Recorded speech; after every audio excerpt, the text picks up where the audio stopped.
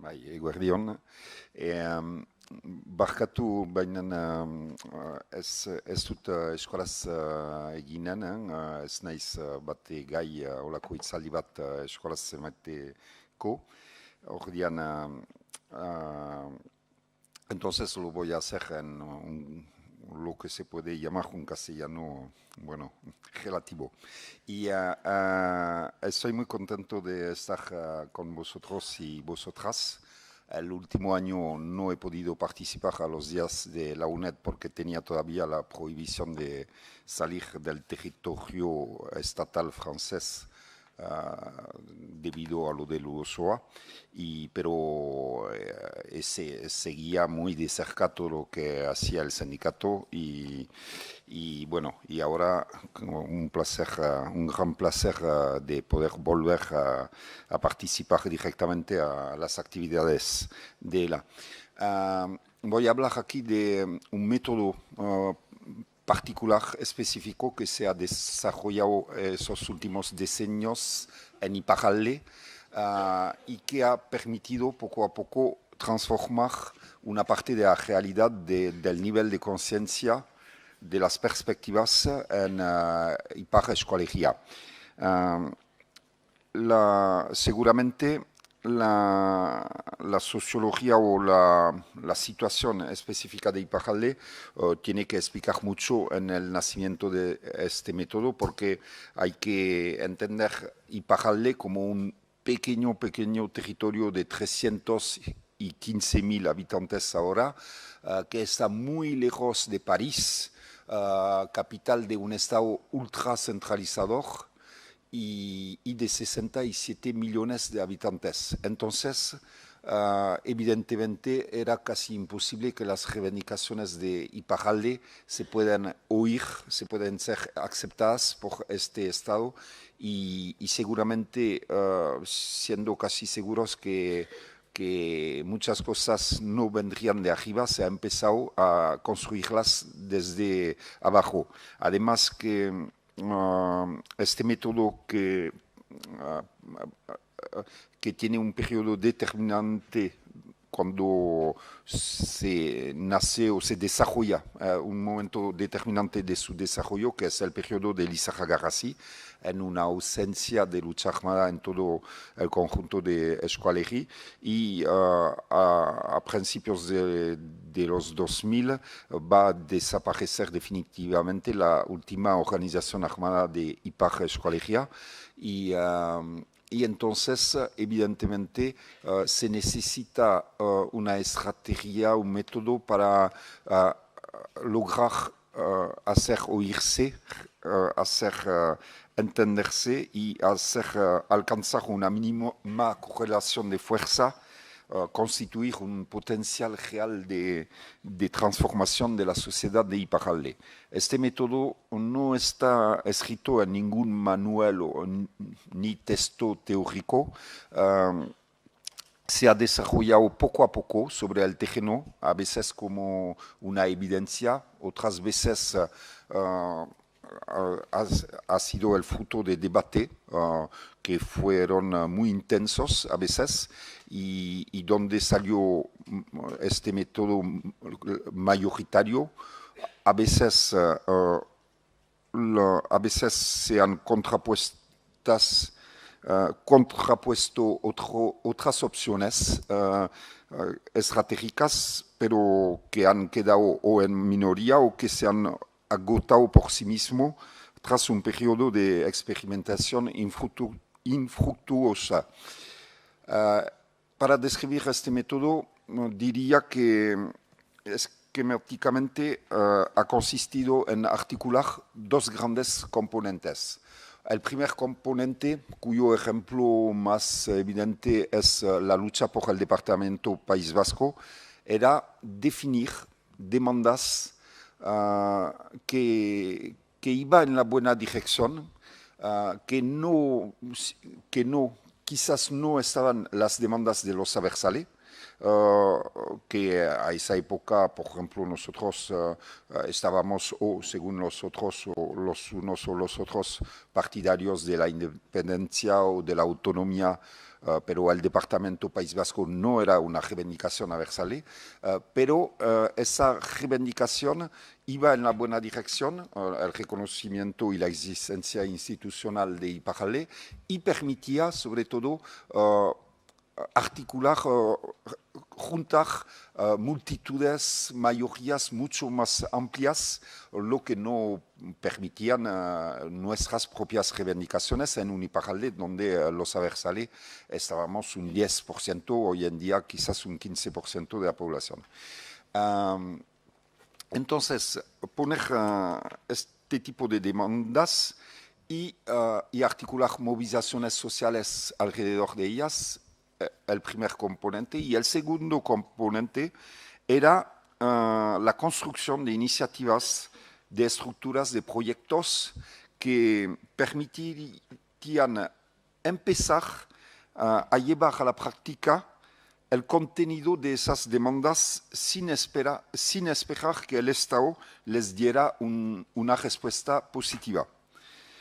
El primer componente, entonces, cuyo ejemplo más claro es la lucha por un departamento País Vasco, permitía entonces muchas cosas que he dicho, permitía movilizar mucho más gente, permitía hacer nacer puentes, relaciones de trabajo, alianzas entre abertzale y no abertzale. Y después, muchas veces esas demandas se encontraban con un rechazo por parte del Estado francés, con mucho menosprecio.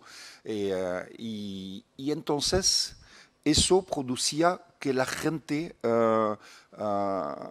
iba más lejos y que se reforzaba su sed, por ejemplo, de reconocimiento oficial o de existencia institucional. Es decir, que la práctica creaba la conciencia y que una gente que había entrado en este camino con muchas dudas, con prudencia, etc., poco a poco iban caminando mucho más lejos y mucho más fuerte. Por ejemplo, me acuerdo con las primeras reuniones donde estamos abertzale y no abertzale para definir si entramos o no en una batalla común para el departamento País Vasco.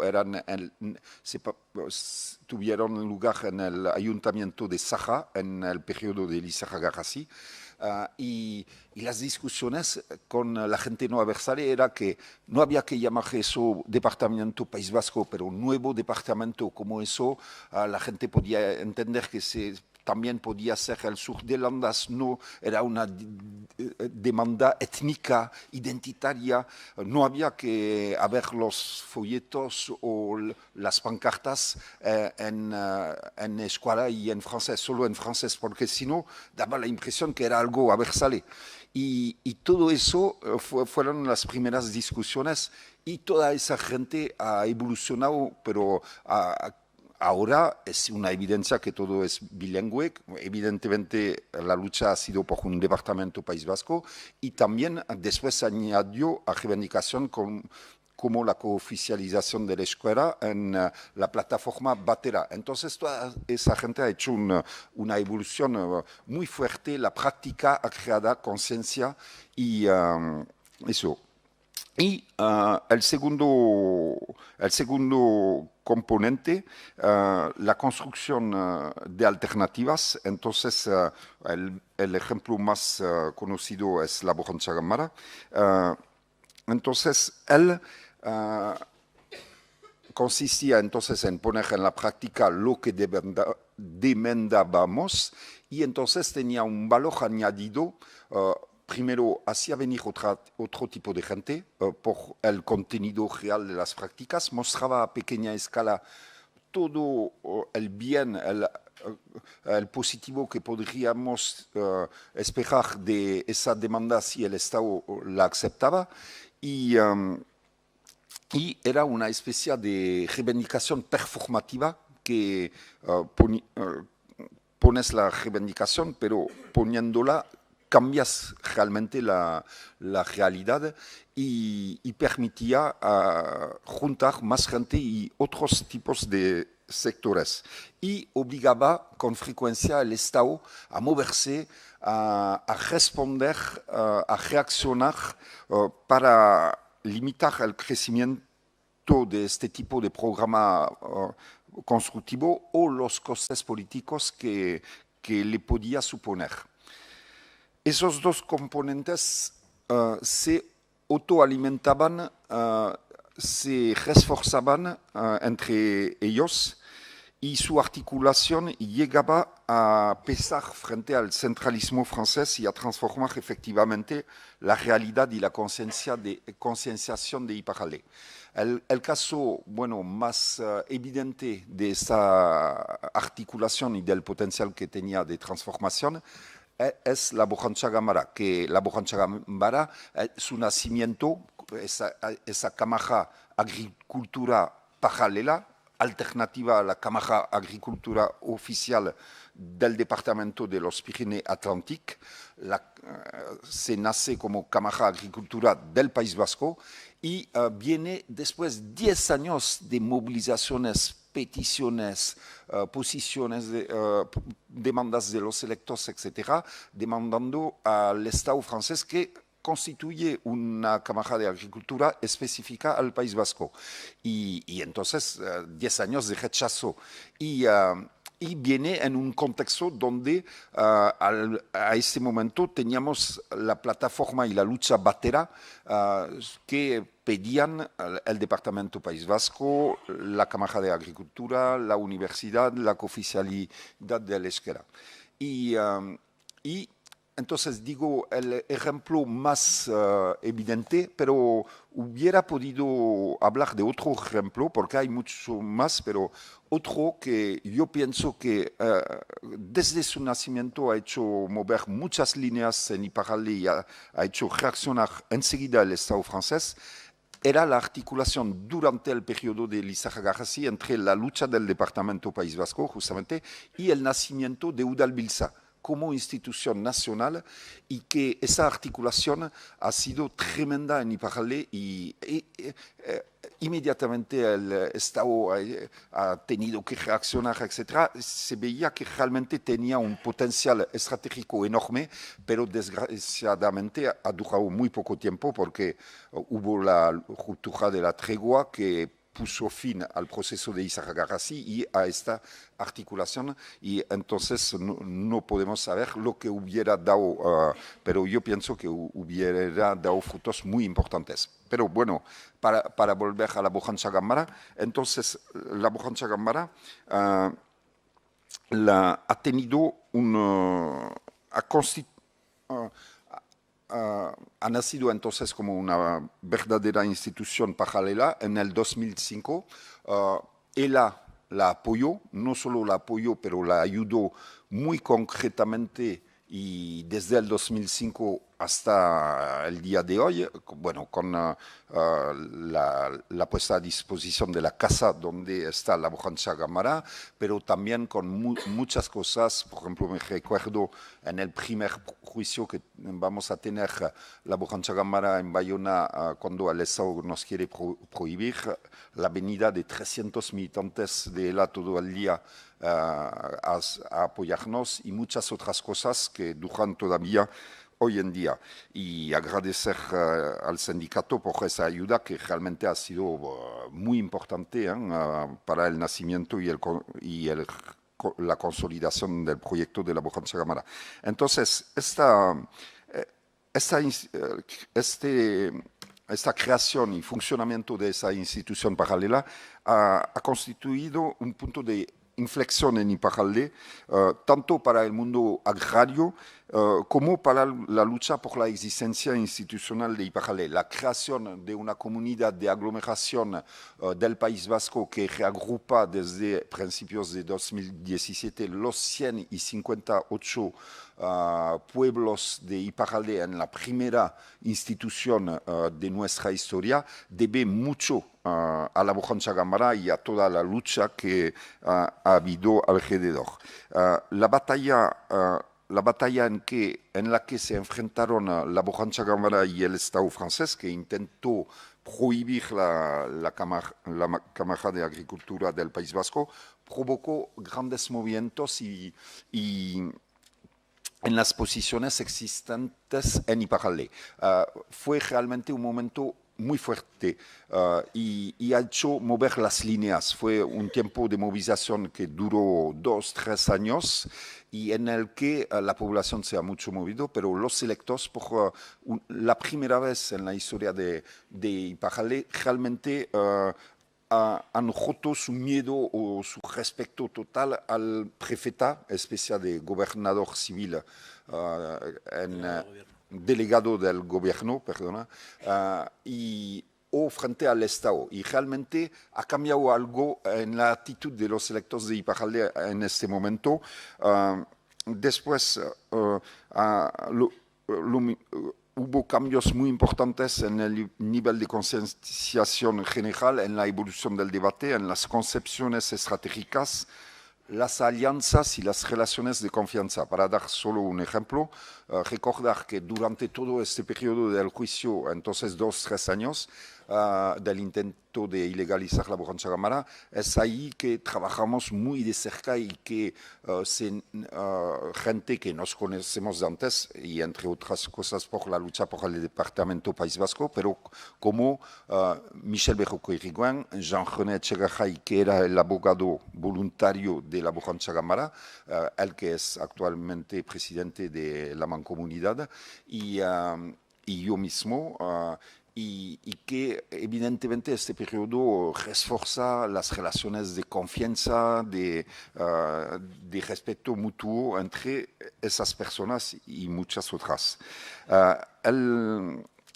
Es también el periodo donde se construyen muchas alianzas y relaciones en todo el Estado francés. Por ejemplo, Michel Toubiana es a esa época que le hacemos venir para una rueda de prensa por el derecho de la libertad de asociación en el caso de la Borjancha Gamara. Y con muchas otras personas, organizaciones, etcétera, muchas relaciones nacen en esta batalla y batalla que el Estado va a perder. Lo que es bastante entendible o comprensible porque es muy complicado destruir un proyecto que su natura profunda es justamente constructiva. Es muy difícil atacar frontalmente una iniciativa que el conjunto de la población considera razonable y útil. Y en definitivo, son un poco las mismas lógicas que han determinado la manera de hacer el desarme en Iparralde entre el USOA y el 8 de abril. ¿Por qué digo eso? Porque ¿qué pasaba a esa época? Hacía 5 años y más que ETA había dejado definitivamente la lucha armada. ¿Qué pedía la población de Iparralde, sus electos, al Estado francés, sabiendo que las armas, los explosivos, estaban escondidos en casas, en terrenos de Iparralde o de no lejos? Sabiéndolo por la historia de todas las detenciones y etcétera. ¿Qué pedía la población y sus electos? Pedían a los dos estados que hagan algo muy natural y normal, visto la situación, que iban a dialogar con ETA y que ven con esa organización que había dejado definitivamente a la lucha armada, cómo resolver poco a poco las consecuencias del conflicto y, entre otras cosas, cómo organizar de manera ordenada y segurizada el desmantelamiento de su arsenal. Y los estados se negaban a eso. Y entonces, ¿qué hicimos?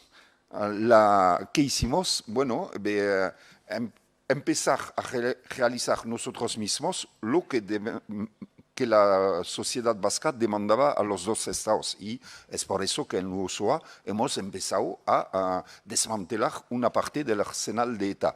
El Estado ha querido enseguida reprimir, criminalizar eso.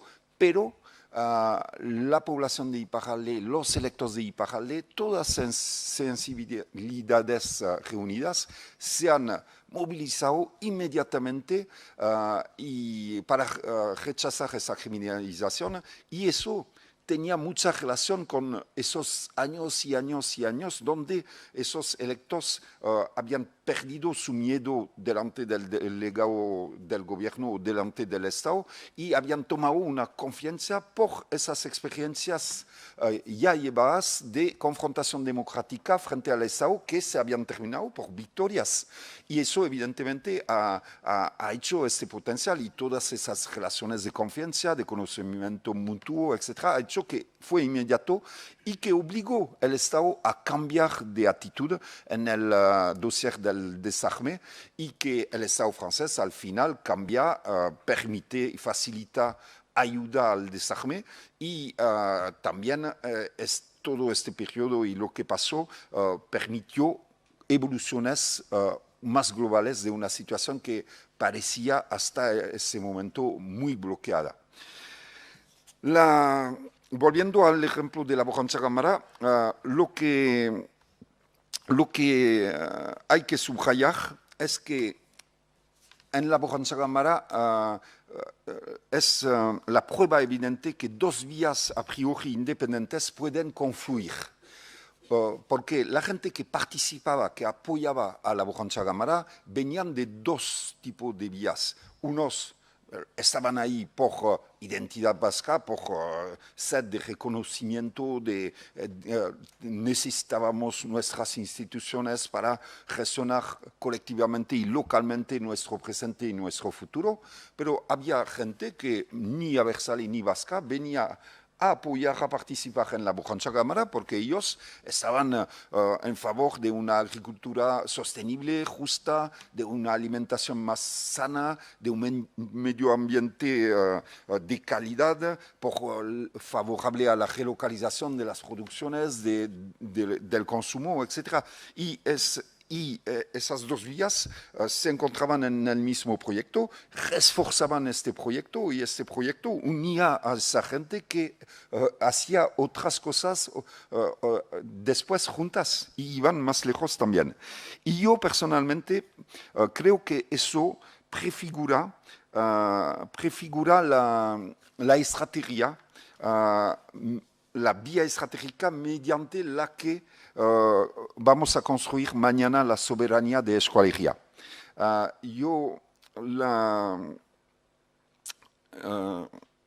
Para tomar un ejemplo, entonces Alaya ha dicho que la fundación ha permitido trabajar al nacimiento de BICI, que es un movimiento de justicia social y de urgencia climática, y que ahora, hoy en día, tiene 600 miembros. En Iparralde, una organización de 600 miembros es mucho. Muchas organizaciones, también sindicatos, no llegan a esa cifra. Y en BICI hay gente aversale y no aversale. Y que durante 10 años ha trabajado en las temáticas del territorio, etc. Y que en ese momento está haciendo un trabajo justamente para definir la soberanía y entonces la estamos definiendo juntas, entre aversale y no aversale. Y entonces voy a leer unas líneas rápido del texto que vas a ser publicado muy rápidamente para mostrar qué puede dar esa alianza y este tipo de razonamiento. Retomar el control sobre nuestras condiciones de vida es una necesidad absoluta, en primer lugar para quienes estamos más amenazados por el sistema económico, gente sin hogar, madres solas, personas discapacitadas, mayores desempleadas sin cobertura, migrantes, trabajadores pobres, personas que carecen del capital cultural y técnico que se ha vuelto indispensable para la supervivencia económica. Nuestras condiciones de vida no tienen fronteras. En primer lugar, el clima del que depende el resto. Nuestras condiciones de vida están en torno de nosotros y nosotras, en nuestras casas, en nuestros cuerpos, son nuestro territorio. Debemos defenderlas, reforzarlas para posibilitar que nuestros territorios nos puedan acoger y alimentar a todos y todas, igual que a las personas que después habitarán en este territorio. El hecho de volver a controlar nuestras condiciones de vida es lo que nosotros denominamos soberanía. Aspiramos a vivir en un territorio conectado con su suelo y su atmósfera, solidario con sus vecinos y donde la preservación de la vida volverá a ser el centro de las prioridades. Un territorio sobrio que se atiene a los límites de sus recursos y que deja de provocar el cambio climático y la contaminación general. Un territorio de escala humana que construye la soberanía necesaria para garantizar a todos y todas sus condiciones de vida en los vínculos de interdependencia que nos unen y nos vinculan a nuestro territorio. Estas aspiraciones universales se concretarán teniendo en cuenta la pluralidad de los territorios y de sus rasgos específicos sociales, ecológicos, económicos y culturales. Volveremos a tener el control sobre nuestras condiciones de vida en función de cada ámbito vital que se inspirarán y reforzarán mutuamente. Como habitantes de Escualería, implicados en sus luchas sociales, ecológicas y culturales, es con este marco territorial el que hemos elegido con toda naturalidad para proponer las pistas que nos lleven hacia la reconquista de nuestras soberanías. Yo pienso que el sistema actual nos desposee cada vez más en todos los ámbitos. Clima, tierra, agua, aire, viviendas, alimentación, energía, derechos sociales, derechos democráticos, historia, cultura, idioma, socialización.